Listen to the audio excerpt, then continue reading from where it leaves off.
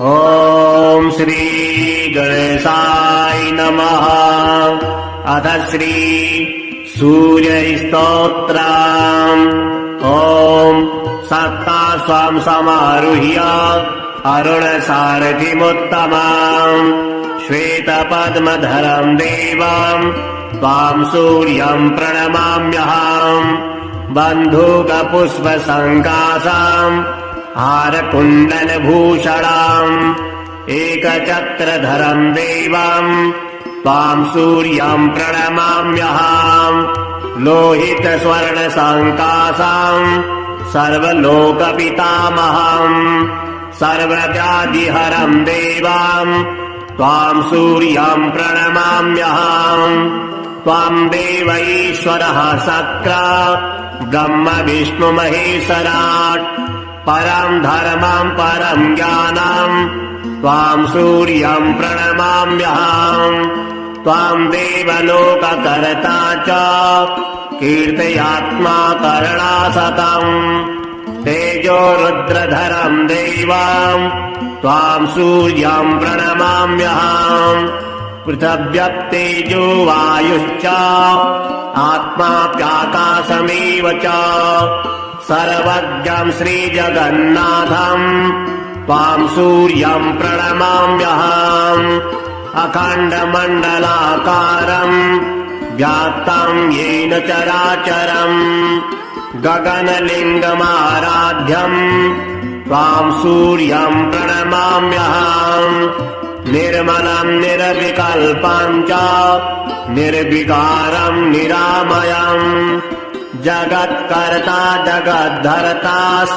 त्वाम् सूर्यम् प्रणमाम्यहम्। सूर्यस्तोत्रम् जपे नित्यम्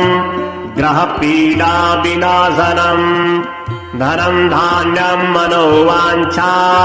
श्रियः प्राप्नोति नित्यशः। शिवरात्रि सहस्रेषु कृत्वा जागरणम् भवेत् यत्फलम् लभते सर्वम् तद्वै सूर्यस्य दर्शनात्। एकादशी सहस्राणि सङ्क्रान्त्यायुतमेव च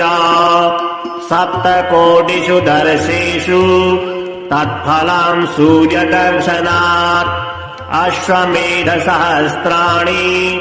वाजपेयशतानि च कोटिकन्याप्रदानानि तत्फलम् सूर्यदर्शनात्। गयापिण्डः परम् दाने पितॄणाम् च समुद्धरम् दृष्ट्वा ह्यग्रेश्वरम् देवम् तत्फलम् समवाप्नुयात्। अग्रेश्वर समोपेतु सोमनाथस्तथैव च कैदारमुदकम् पीत्वा पुनर्जन्म न विद्यते। सूर्यस्तोत्रम् पठे नित्यमेकचित्तः समाहितः दुःखदारिद्र्य निर्मुक्तः सूर्यलोकम् स गच्छति। ॐ सत्ता स्वाम् समारुह्य अरुणसारथिमुत्तमम् श्वेतपद्मधरम् देवम् त्वाम् सूर्यम् प्रणमाम्यहम्। बन्धूकपुष्पसङ्कासाम् हारकुण्डलभूषणाम् एकचक्रधरम् देवम् त्वाम् सूर्यम् प्रणमाम्यहम्। लोहितस्वर्णसङ्कासाम् सर्वलोकपितामहम् सर्वव्याधिहरम् देवम् त्वाम् सूर्यम् प्रणमाम्यहम्। त्वाम् देव ईश्वरः सक्र ब्रह्म विष्णु महेश्वराट् परम् धर्मम् परम् ज्ञानम् त्वाम् सूर्यम् प्रणमाम्यहम्। त्वाम् देवलोककर्ता च कीर्तयात्मा करणासतम् तेजो रुद्रधरम् देवम् त्वाम् सूर्यम् प्रणमाम्यहम्। पृथिव्यप्तेजो वायुश्च आत्माप्याकाशमेव च सर्वज्ञम् श्रीजगन्नाथम् त्वाम् सूर्यम् प्रणमाम्यहम्। अखण्डमण्डलाकारम् व्याप्तम् येन चराचरम् गगनलिङ्गमाराध्यम् त्वाम् सूर्यम् प्रणमाम्यहम् निर्मलम् निर्विकल्पम् च निर्विकारम् निरामयम् जगत्कर्ता जगद्धर्ता त्वाम् सूर्यम् प्रणमाम्यहम् सूर्यस्तोत्रम् जपे नित्यम् ग्रहपीडा विनाशनम् धनम् धान्यम् मनोवाञ्छा श्रियः प्राप्नोति नित्यशः शिवरात्रि सहस्रेषु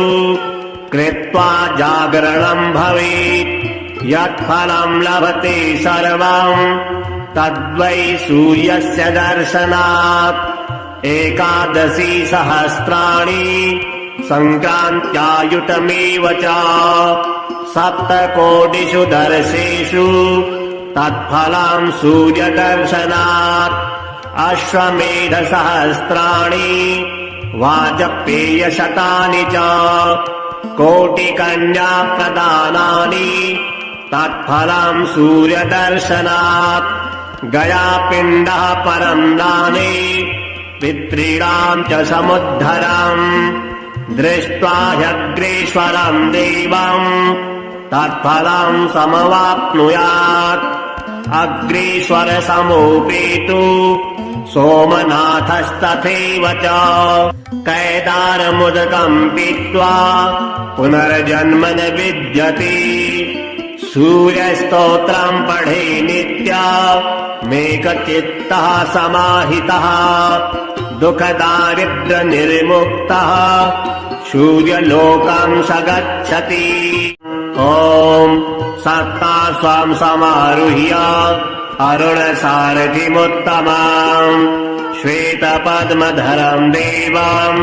त्वाम् सूर्यम् प्रणमाम्यहम् बन्धूकपुष्पसङ्कासाम् हारकुण्डलभूषणाम्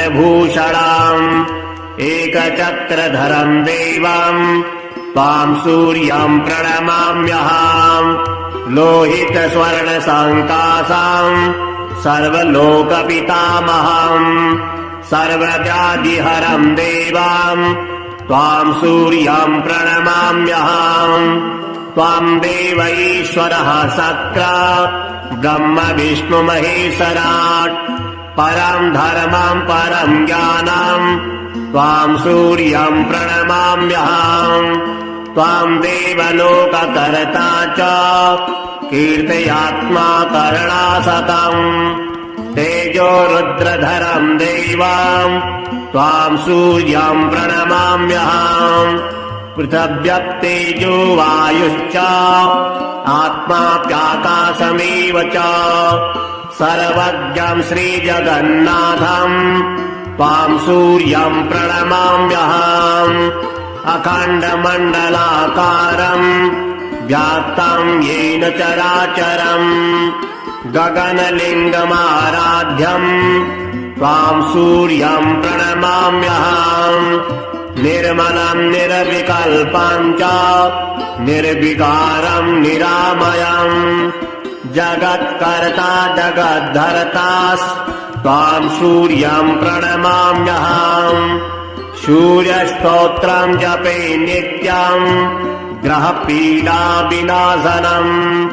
धनम् धान्यम् मनोवाञ्छा श्रियः प्राप्नोति नित्यशः शिवरात्रि सहस्रेषु कृत्वा जागरणम् भवेत् यत्फलम् लभते सर्वम् तद्वै सूर्यस्य दर्शनात् एकादशी सहस्राणि सङ्क्रान्त्यायुतमेव च सप्तकोटिषु दर्शेषु तत्फलम् सूर्यदर्शनात् अश्वमेधसहस्राणि वाजपेयशतानि च कोटिकन्याप्रदानानि तत्फलम् सूर्यदर्शनात् गयापिण्डः परम् दाने पितॄणाम् च समुद्धरम् दृष्ट्वा ह्यग्रेश्वरम् देवम् तत्फलं समवाप्नुयात् अग्रीश्वरसमोपेतु सोमनाथस्तथैव च कैदारमुदकम् पीत्वा पुनर्जन्म न विद्यते सूर्यस्तोत्रम् पठे नित्यमेकचित्तः समाहितः दुःखदारिद्र्यनिर्मुक्तः सूर्यलोकम् स गच्छति। ॐ सत्ता स्वाम् समारुह्य अरुणसारथिमुत्तमम् श्वेतपद्मधरम् देवम् त्वाम् सूर्यम् प्रणमाम्यहम् बन्धूकपुष्पसङ्कासाम् हारकुण्डलभूषणाम् एकचक्रधरम् देवम् त्वाम् सूर्यम् प्रणमाम्यहम् लोहितस्वर्णसङ्कासाम् सर्वलोकपितामहम् सर्वव्याधिहरम् देवाम् त्वाम् सूर्यम् प्रणमाम्यहम् त्वाम् देव ईश्वरः सक्र ब्रह्म विष्णु महेश्वराट् परम् धर्मम् परम् ज्ञानम् त्वाम् सूर्यम् प्रणमाम्यहम् त्वाम् देवलोककर्ता च कीर्तयात्मा करणासतम् तेजो रुद्रधरम् देवाम् त्वाम् सूर्यम् प्रणमाम्यहम् पृथिव्यप्तेजो वायुश्च आत्माप्याकाशमेव च सर्वज्ञम् श्रीजगन्नाथम् त्वाम् सूर्यम् प्रणमाम्यहम् अखण्डमण्डलाकारम् व्याप्तम् येन चराचरम् गगनलिङ्गमाराध्यम् त्वाम् सूर्यम् प्रणमाम्यहम् निर्मलम् निर्विकल्पम् च निर्विकारम् निरामयम् जगत्कर्ता जगद्धर्ता त्वाम् सूर्यम् प्रणमाम्यहम् सूर्यस्तोत्रम् जपे नित्यम् ग्रहपीडा विनाशनम् धनम् धान्यम् मनोवाञ्छा श्रियः प्राप्नोति नित्यशः शिवरात्रिसहस्रेषु कृत्वा जागरणम् भवेत् यत्फलम् लभते सर्वम् तद्वै सूर्यस्य दर्शनात् एकादशी सहस्राणि सङ्क्रान्त्यायुतमेव च सप्तकोटिषु दर्शेषु तत्फलम् सूर्यदर्शनात् अश्वमेधसहस्राणि वाजपेयशतानि च कोटिकन्याप्रदानानि तत्फलम् सूर्यदर्शनात् गयापिण्डः परम् दाने पितॄणाम् च समुद्धरम् दृष्ट्वा ह्यग्रेश्वरम् देवम् तत्फलम् समवाप्नुयात् अग्रेश्वरसमोपेतु सोमनाथस्तथैव च कैदारमुदकम् पीत्वा पुनर्जन्म न विद्यते सूर्यस्तोत्रम् पठे नित्यमेकचित्तः समाहितः दुःखदारिद्र्यनिर्मुक्तः सूर्यलोकम् स गच्छति। ॐ सत्ता स्वाम् समारुह्य अरुणसारथिमुत्तमम् श्वेतपद्मधरम् देवम् त्वाम् सूर्यम् प्रणमाम्यहम् बन्धूकपुष्पसङ्कासाम् हारकुण्डलभूषणाम् एकचक्रधरम् देवम् त्वाम् सूर्यम् प्रणमाम्यहम् लोहितस्वर्णसङ्कासाम् सर्वलोकपितामहम् सर्वव्याधिहरम् देवाम् त्वाम् सूर्यम् प्रणमाम्यहम् त्वाम् देव ईश्वरः सक्र ब्रह्म विष्णु महेश्वराट् परम् धर्मम् परम् ज्ञानम् त्वाम् सूर्यम् प्रणमाम्यहम् त्वाम् देवलोककर्ता च कीर्तयात्मा करणासतम् तेजो रुद्रधरम् देवाम् त्वाम् सूर्यम् प्रणमाम्यहम् पृथिव्यप्तेजो वायुश्च आत्माप्याकाशमेव च सर्वज्ञम् श्रीजगन्नाथम् त्वाम् सूर्यम् प्रणमाम्यहम् अखण्डमण्डलाकारम् व्याप्तम् येन चराचरम् गगनलिङ्गमाराध्यम् त्वाम् सूर्यम् प्रणमाम्यहम् निर्मलम् निर्विकल्पम् च निर्विकारम् निरामयम् जगत्कर्ता जगद्धर्ता त्वाम् सूर्यम् प्रणमाम्यहम् सूर्यस्तोत्रम् जपे नित्यम् ग्रहपीडा विनाशनम् धनम् धान्यम् मनोवाञ्छा श्रियः प्राप्नोति नित्यशः शिवरात्रि सहस्रेषु कृत्वा जागरणम् भवेत्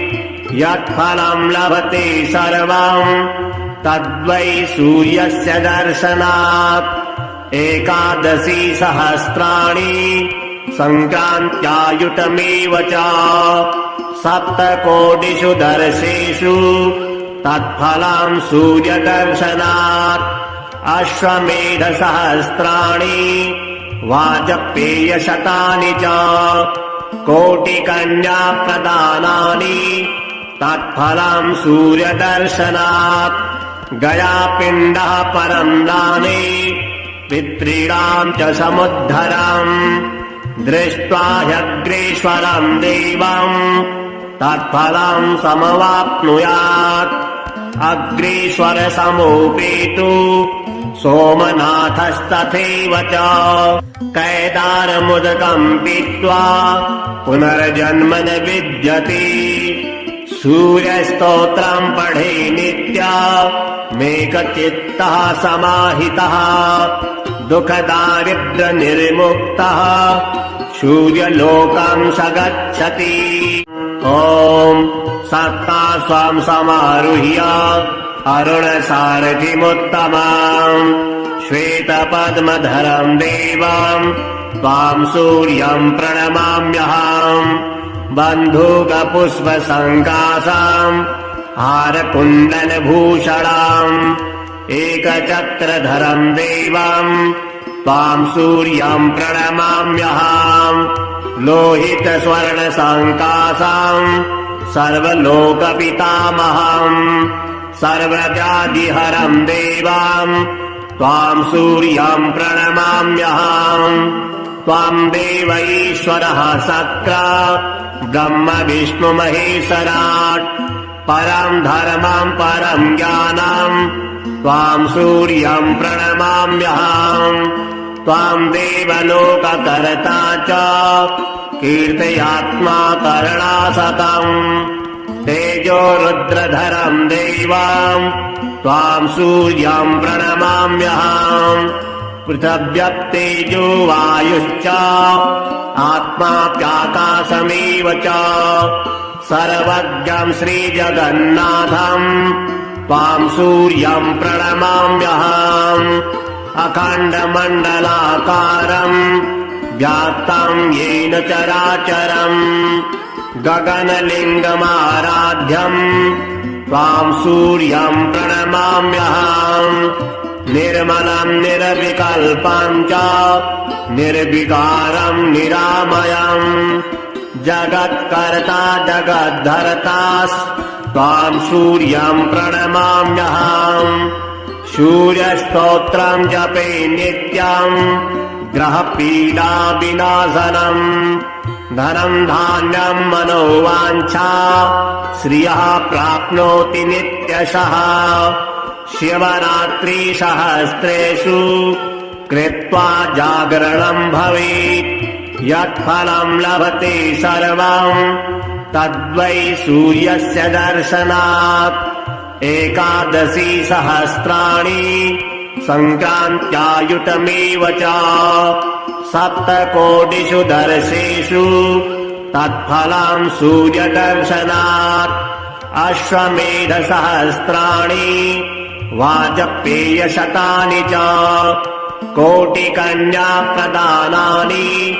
तत्फलम् सूर्यदर्शनात् गयापिण्डः परम् दाने पितॄणाम् च समुद्धरम् दृष्ट्वा ह्यग्रेश्वरम् देवम् तत्फलम् समवाप्नुयात् अग्रेश्वर समोपेतु सोमनाथस्तथैव च कैदारमुदकम् पीत्वा पुनर्जन्म न विद्यते सूर्यस्तोत्रम् पठे नित्यमेकचित्तः समाहितः दुःखदारिद्र्यनिर्मुक्तः सूर्यलोकम् स गच्छति। ॐ सत्ता स्वाम् समारुह्य अरुणसारथिमुत्तमम् श्वेतपद्मधरम् देवम्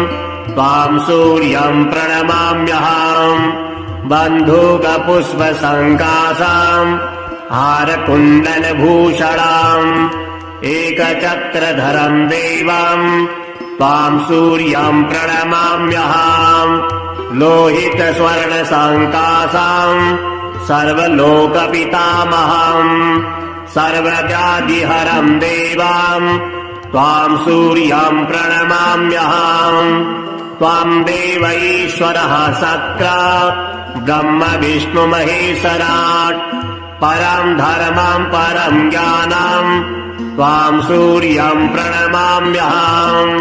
त्वाम् देवलोककर्ता च कीर्तयात्मा करणासतम् तेजो रुद्रधरम् देवाम् त्वाम् सूर्यम् प्रणमाम्यहम् पृथिव्यप्तेजो वायुश्च आत्माप्याकाशमेव च सर्वज्ञम् श्रीजगन्नाथम् त्वाम् सूर्यम् प्रणमाम्यहम् अखण्डमण्डलाकारम् व्याप्तम् येन चराचरम् गगनलिङ्गमाराध्यम् त्वाम् सूर्यम् प्रणमाम्यहम् निर्मलम् निर्विकल्पम् च निर्विकारम् निरामयम् जगत्कर्ता जगद्धर्ता त्वाम् सूर्यम् प्रणमाम्यहम् सूर्यस्तोत्रम् जपे नित्यम् ग्रहपीडा विनाशनम् धनम् धान्यम् मनोवाञ्छा श्रियः प्राप्नोति नित्यशः शिवरात्रि सहस्रेषु कृत्वा जागरणम् भवेत् यत्फलम् लभते सर्वम् तद्वै सूर्यस्य दर्शनात् एकादशी सहस्राणि सङ्क्रान्त्यायुतमेव च सप्तकोटिषु दर्शेषु तत्फलम् सूर्यदर्शनात् अश्वमेधसहस्राणि वाजपेयशतानि च कोटिकन्याप्रदानानि तत्फलम् सूर्यदर्शनात् गयापिण्डः परम् दाने पितॄणाम् च समुद्धरम् दृष्ट्वा ह्यग्रेश्वरम् देवम् तत्फलम् समवाप्नुयात् अग्रेश्वर समोपेतु सोमनाथस्तथैव च कैदारमुदकम् पीत्वा पुनर्जन्म न विद्यते सूर्यस्तोत्रम् पठे नित्यमेकचित्तः समाहितः दुःखदारिद्र्यनिर्मुक्तः सूर्यलोकम् स गच्छति। ॐ सत्ता स्वाम् समारुह्य अरुणसारथिमुत्तमम् श्वेतपद्मधरम् देवम् त्वाम् सूर्यम् प्रणमाम्यहम् बन्धूकपुष्पसङ्कासाम् हारकुण्डलभूषणाम् एकचक्रधरम् देवम् त्वाम् सूर्यम् प्रणमाम्यहम् लोहितस्वर्णसङ्कासाम् सर्वलोकपितामहम् सर्वव्याधिहरम् देवाम् त्वाम् सूर्यम् प्रणमाम्यहम् त्वाम् देव ईश्वरः सक्र ब्रह्म विष्णु महेश्वराट् परम् धर्मम् परम् ज्ञानम् त्वाम् सूर्यम् प्रणमाम्यहम्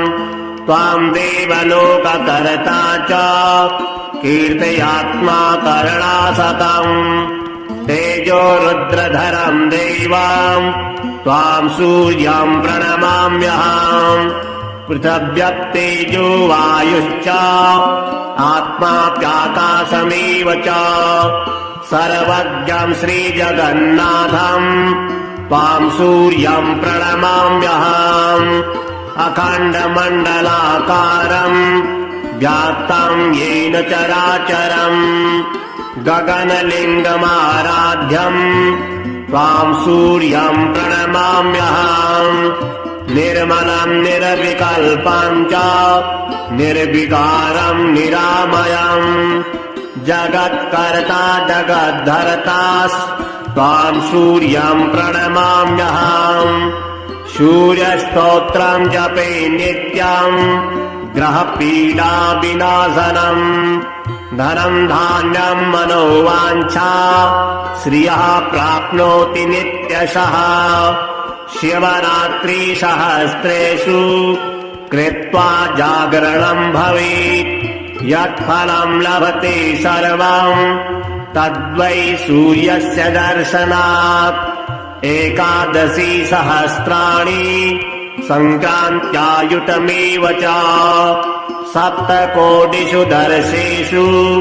तत्फलम् सूर्यदर्शनात् अश्वमेधसहस्राणि वाजपेयशतानि च कोटिकन्याप्रदानानि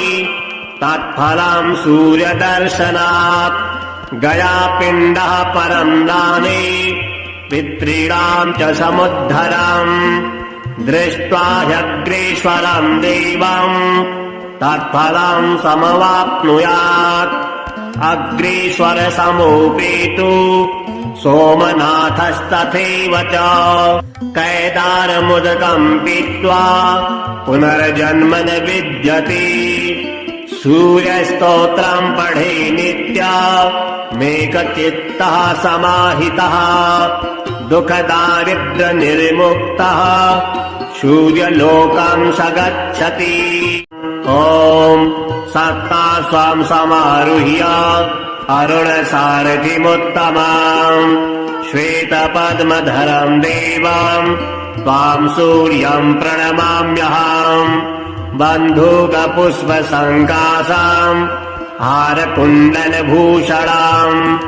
एकचक्रधरम् देवम्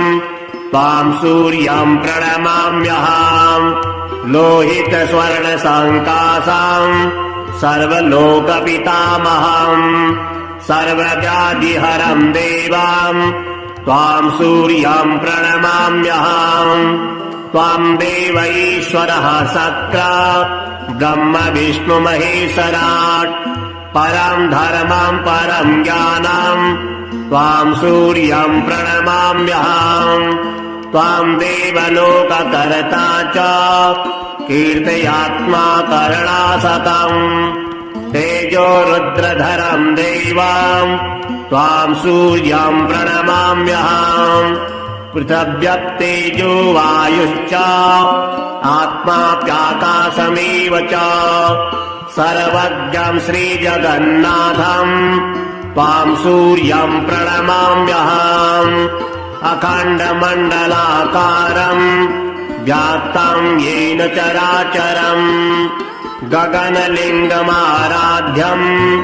त्वाम् सूर्यम् प्रणमाम्यहम् निर्मलम् निर्विकल्पम् च निर्विकारम् निरामयम्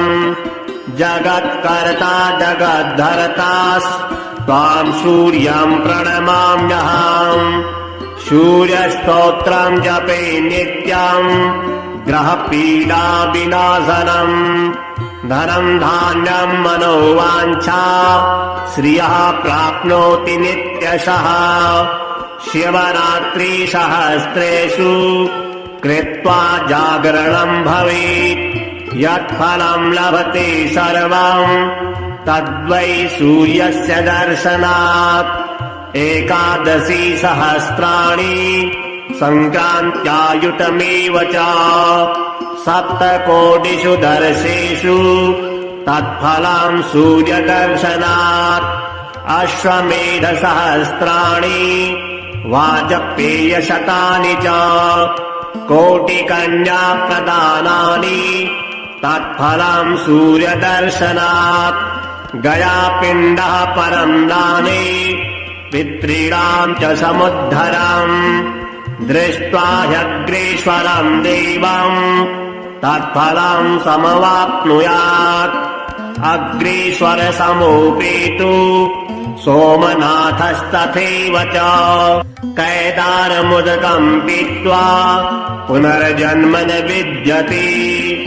सूर्यस्तोत्रम् पठे नित्यमेकचित्तः समाहितः दुःखदारिद्र्यनिर्मुक्तः सूर्यलोकम् स गच्छति।